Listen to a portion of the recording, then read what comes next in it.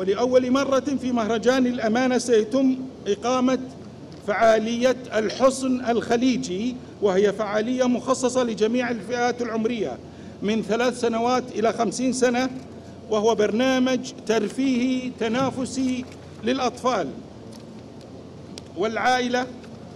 ويتكون من مسابقات تنافسية بدنية وذهنية يتنافس فيها الأطفال مع إمكانية مشاركة عائلاتهم بسيناريو ترفيهي من خلال مجموعة الألعاب الجماعية والفردية الرياضية. كما أن البرنامج يستهدف جميع فئات المجتمع الطفولي من أبنائنا ذوي الاحتياجات الخاصة لإعطائهم الثقة والإحساس بالمساواة بينهم وبين الأطفال الأصحاء،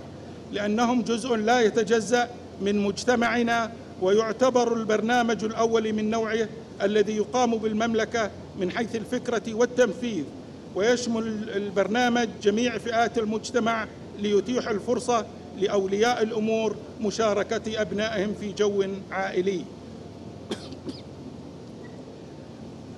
ولا يسعني يا سمو الأمير في نهاية حديثي إلا أن أتقدم بالشكر والعرفان لسموكم الكريم على دعمكم الكبير لإنجاح هذا المهرجان، كما أود أن أشكر جميع الجهات الحكومية المشاركة معنا وجميع الرعاة